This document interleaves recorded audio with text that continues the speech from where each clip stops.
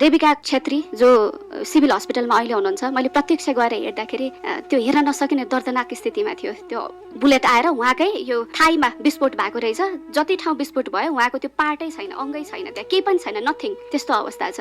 अब उहाँ के स्पष्ट देखाउँछ भने उहाँ जीवनभर चाहिँ अपाङ्ग हुनुहुनेछ।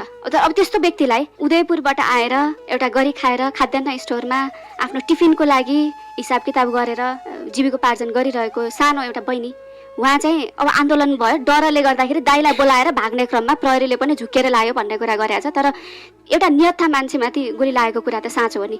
अब उहाँको डिसेबिलिटी अहिलेको अवस्थाले स्योर सर्टेन देखाउँछ। उहाँ जस्तो व्यक्ति धेरै हुनुहुन्छ। हामी ट्रमा सेन्टरमा पनि गयौँ।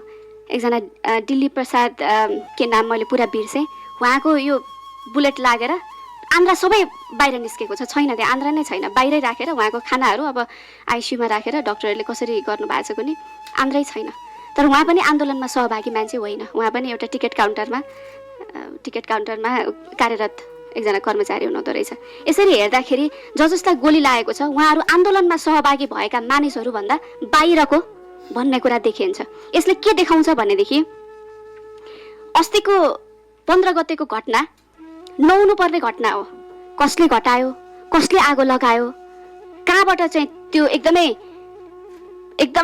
हिंसा निम्त्याउने खालको सिचुएसन क्रिएट भयो भन्ने कुराको प्रमाणसहित सरकारले ती व्यक्तिहरूलाई कानुनको दायराभित्र छिटोभन्दा छिटो ल्याउनु पर्यो भन्ने पनि मेरो माग हो। नभयो भनेदेखि त्यो आगो लगाउने सजिलै अर्काको घरमा आगो लगाउँदाखेरि हुने रहेछ भन्ने किसिमको मानसिकता चाहिँ बढ्दै जान्छ। तर कसले लगाएको?